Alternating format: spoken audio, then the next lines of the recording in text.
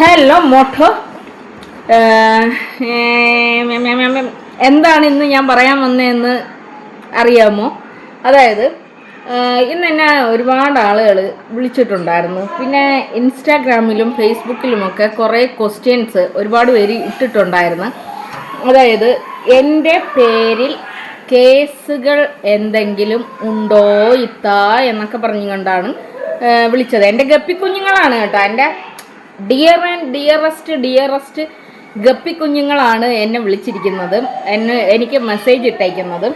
അപ്പോൾ എനിക്ക് എൻ്റെ പ്രിയപ്പെട്ട ഗപ്പിക്കുഞ്ഞുങ്ങളോട് പറയാനുള്ളത് എന്ന് പറഞ്ഞു കഴിഞ്ഞാൽ, നിലവിൽ എൻ്റെ പേരിൽ കേസുകളൊന്നും തന്നെ ഇല്ല എന്നുള്ളതാണ്. പിന്നെ നമ്മൾ മനഃപൂർവ്വം ബുദ്ധിമുട്ടിപ്പിക്കാൻ വേണ്ടിയിട്ട് ചിലർക്ക് കേസ് കൊടുക്കാം. പക്ഷേ അത് നിലനിൽക്കണോ വേണ്ടേ എന്നൊക്കെ പോലീസുകാരും കോടതിയും ഒക്കെ അല്ലേ തീരുമാനിക്കുന്നത്. അപ്പോൾ അതുകൊണ്ട് എന്തായാലും എൻ്റെ പേരിൽ നിലവിൽ ഒരു കേസുകളുമില്ല. ഇനി വേറൊരു വിഷയം എന്ന് പറയുന്നത്, പിന്നെ ഞാൻ റിയാക്ട് ചെയ്യുന്ന ചിലരുടെ പേരിൽ കേസുകളുണ്ടോ എന്ന് ചോദിച്ചിട്ടുണ്ടായിരുന്നു. അത് 1, 2, 3, 4, 5, 6, 7, 8 എന്നൊക്കെ പറഞ്ഞും കൊണ്ട് കുറേ അധികം കേസുകൾ അവർക്ക് പോയിട്ടുണ്ട്. അതിൽ ഓൾമോസ്റ്റ് ഒന്നും പറയാനില്ലാത്ത കേസുകളാണ്. അതായത് നമ്മളിപ്പോൾ റിയാക്ട് ചെയ്യുന്ന സമയത്താണെങ്കിലും നമ്മൾ ഫേവറബിളായിട്ട് ചില കാര്യങ്ങൾ അവർക്ക് പറഞ്ഞു കൊടുക്കാറുണ്ട്. അങ്ങനെ ചെയ്യരുത്, ഈ ഒരു രീതിയിൽ ചെയ്യരുത്. നമുക്ക് എല്ലാ തവണയും എല്ലാം ഇത് സോഷ്യൽ മീഡിയയാണ്. ഇവിടെ നമുക്ക് എതിരെ ആർക്ക് വേണമെങ്കിലും കേസ് കൊടുക്കാം. പക്ഷെ അത് സത്യമാണ് എന്ന് തെളിഞ്ഞു കഴിഞ്ഞാൽ വലിയ വിഷയങ്ങളാണ്. അതാണ് ഇപ്പോൾ കാണുന്നത്. എന്തായാലും അതിൻ്റെ ഭയങ്കര സങ്കടകരമായ ഒരു കാര്യം എന്ത് എന്ന് ചോദിച്ചു കഴിഞ്ഞാൽ, ഇതെല്ലാം ചെയ്യിപ്പിച്ച വ്യക്തിയുണ്ടല്ലോ, ആ പെണ്ണിൻ്റെ പേരിൽ ഒരു കേസും നിലനിൽക്കാൻ വേണ്ടി സാധ്യതയില്ല.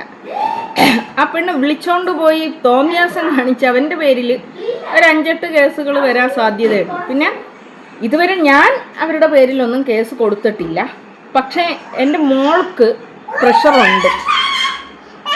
അവളുടെ സ്കൂളിൽ നിന്നും പിന്നെ വനിതാ ഹെൽപ്പ് ലൈനിൽ അവൾ വിളിച്ചിട്ടുണ്ടായിരുന്നു. അപ്പോൾ അതിൻ്റെയൊക്കെ അടിസ്ഥാനത്തിൽ അവൾക്ക് പ്രഷറുണ്ട്. ഒരു പക്ഷേ അവൾ കേസ് കൊടുത്തേക്കാം, എനിക്കറിയാൻ പാടില്ല. അപ്പം എന്നെ സംബന്ധിച്ചിടത്തോളം ഇത് ജനങ്ങളിലേക്ക് എത്തിക്കുക എന്നുള്ളതാണ് എൻ്റെ ഒരു രീതി എന്ന് പറയുന്നത്.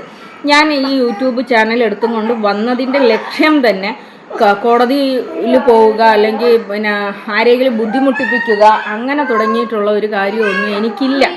എന്നെ സംബന്ധിച്ചിടത്തോളം ചിലർ ചതിക്കപ്പെടുന്നുണ്ട്, അവർക്ക് അവയർനെസ് കൊടുക്കുക എന്നുള്ളത് മാത്രമാണ് ഞാൻ ഈ ഒരു ഇതുകൊണ്ട്, ഈ ഒരു ചാനൽ കൊണ്ട് ഞാൻ ഉദ്ദേശിക്കുന്നത്. അതുകൊണ്ട് തന്നെ ഞാൻ ഒരിടത്തും അങ്ങനെ കേസുമായിട്ടൊന്നും പോകാൻ വേണ്ടിയിട്ട് സാധ്യതയില്ല. ഇനി നമ്മളെ പേരിൽ ഒരു കേസ് വന്നെന്ന് വെച്ചോ, സാധാരണഗതിയിൽ കോടതിയിലായാലും പോലീസ് സ്റ്റേഷനിലായാലും നമ്മളെ പേരിൽ ഒരാളൊരു കേസ് കൊടുത്താൽ ഇവിടെ ആക്ഷൻ ഉണ്ടാകാതെ റിയാക്ഷൻ ഉണ്ടാകുന്നില്ല. അപ്പം ഈ കേസുകൾ ഇതൊക്കെ എന്തുകൊണ്ട് വന്നു എന്നതിന് ഒരു ക്ലാരിഫിക്കേഷൻ ഞാൻ കൊടുക്കേണ്ടതായിട്ട് വരില്ലേ. അപ്പോൾ അതിൽ കൃത്യമായ മറുപടികൾ എൻ്റെ കൈവശമുണ്ട്.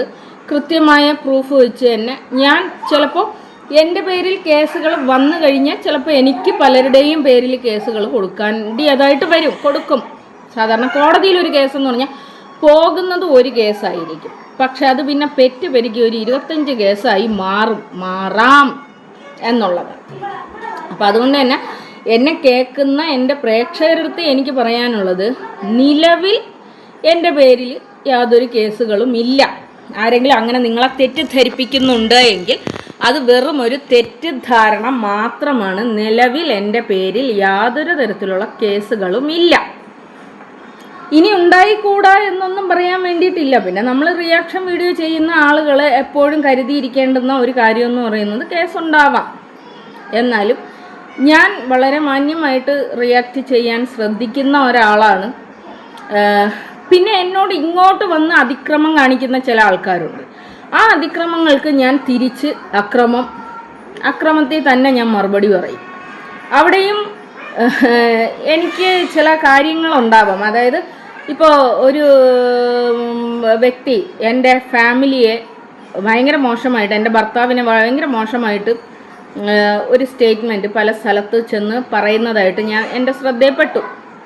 ഞാൻ ആ പുള്ളിക്കാരുത്തി ഇത്തരത്തിൽ പറയുന്നുണ്ട്, നിങ്ങൾ ശ്രദ്ധിക്കുക എന്ന് പറഞ്ഞുകൊണ്ട് ഞാൻ എൻ്റെ വീഡിയോ തന്നെ ഞാൻ ചെയ്തിട്ട്, എനിക്കറിയാം എനിക്ക് എവിടെ നിന്നെങ്കിലും ഒരു വിളി വരും.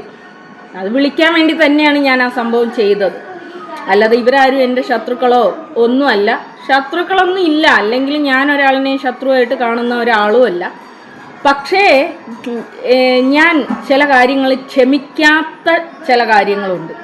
അതായത് എന്നെ ഡയറക്റ്റ് ആക്രമിക്കുന്നതിന് പകരം എൻ്റെ വീട്ടുകാരെ, എൻ്റെ മക്കളെ, എൻ്റെ ഫ്രണ്ട്സിനെയൊക്കെ ആക്രമിക്കുന്ന ചില ആൾക്കാരുണ്ട്. അവരോടൊന്നും ഞാൻ മരണം കൊണ്ടുപോലും ഞാൻ അവരോടൊന്നും പൊരുത്തപ്പെടാനായിട്ട് തയ്യാറാവുന്ന ഒരാളല്ല. കാരണം എന്നെ ബുദ്ധിമുട്ടിപ്പിക്കുന്നതിന് പകരം ഒരു തെറ്റും ചെയ്യാത്ത എൻ്റെ സുഹൃത്തുക്കളെ, അവരുടെ ജീവിതങ്ങളെയൊക്കെ ബാധിക്കുന്ന തരത്തിൽ അവർക്കറിയാം ഈ ഒരു കാര്യം സത്യമല്ല എന്ന് അറിഞ്ഞിട്ടും എൻ്റെ ഫ്രണ്ട്സ് ആയതുകൊണ്ട് മാത്രം അവരെ ഉപദ്രവിച്ച ആ ഒരു സംഭവത്തിനെയൊന്നും ഞാൻ ഒരിക്കലും ക്ഷമിച്ചു കൊടുക്കുന്ന ഒരു കാര്യമല്ല. ഒരുപക്ഷെ എൻ്റെ സുഹൃത്തുക്കൾ അവരോട് ക്ഷമിച്ചേക്കാം, പക്ഷെ എന്നാൽ എനിക്ക് ക്ഷമിക്കാൻ വേണ്ടിയിട്ട് സാധിക്കില്ല.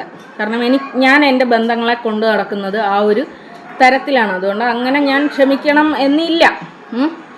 പിന്നെ ഈ നജിലയുടെ കാമുകൻ്റെയൊക്കെ പേരിൽ കേസുകൾ എന്തുകൊണ്ടാണ് വന്നത് എന്ന് ചോദിച്ചു കഴിഞ്ഞാൽ അവർ തന്നെയാണ് അതിൻ്റെ കാരണക്കാരെന്ന് പറയുന്നത്. നമ്മൾ സോഷ്യൽ മീഡിയ കൈകാര്യം ചെയ്യുന്ന സമയത്ത് സൗണ്ട് കുറച്ച്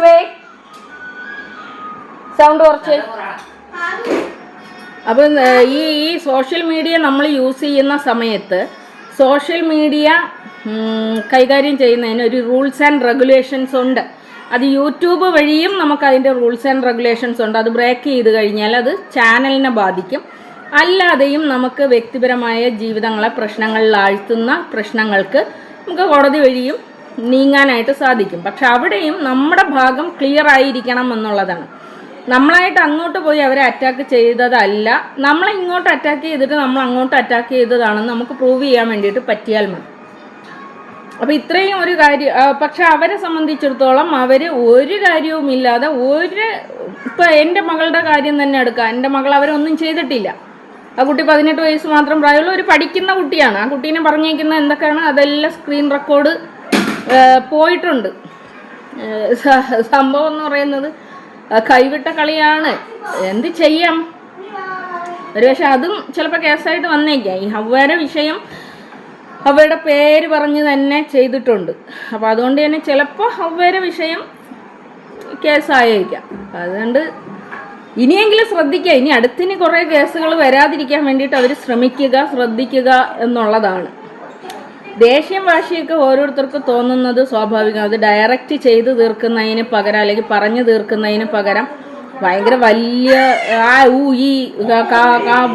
ഒക്കെ പറഞ്ഞിട്ടൊക്കെ പറയൽ പൊതു മീഡിയയിൽ നമുക്ക് അങ്ങനെ അത്തരത്തിൽ കൈകാര്യം ചെയ്യാൻ പാടില്ലാടെ. അപ്പം അത്രയും കാര്യങ്ങളാണ് എനിക്ക് പറയാനുള്ളത്. അതുകൊണ്ട് ആരും അങ്ങനെ വിചാരിക്കേണ്ട എൻ്റെ പേരിൽ യാതൊരു തരത്തിലുള്ള കേസുകളും നിലവിൽ ഇല്ല എന്നുള്ളതാണ്. പിന്നെ കള്ളക്കേസുകൾ കൊടുത്താൽ അത് ഞാൻ വാദിക്കും, ജയിക്കും. പിന്നെ ഇങ്ങനെ കേസുണ്ട് എന്ന് പറഞ്ഞു കഴിഞ്ഞാൽ ഞാൻ ഏതെങ്കിലും ലൂപ്പിൽ ചെന്ന് വീഴും, അവരോട് ഞാൻ യാചിച്ചും കൊണ്ട് പോകും എന്നൊക്കെ ഉള്ള വല്ല മിഥ്യയായ ധാരണ ആരുടെയെങ്കിലും കൈവശം ഉണ്ടെങ്കിൽ എൻ്റെ പൊന്നു മക്കളെ, നിങ്ങൾ കണ്ട ആൾക്കാരിൽ പെട്ട ഒരാളല്ല ഞാൻ. എൻ്റെ നേരെ ഒരു അക്രമം വന്നു കഴിഞ്ഞാൽ ഞാൻ അതിനെ ഭംഗിയായി നേരിടുന്ന ഒരാളാണ് എന്നുള്ളത് ഇത്രയും മാസങ്ങളായിട്ട് നിങ്ങൾക്ക് അറിഞ്ഞില്ല എങ്കിൽ എനിക്കൊന്നും പറയാനായിട്ടില്ല. മനസ്സിലായോ?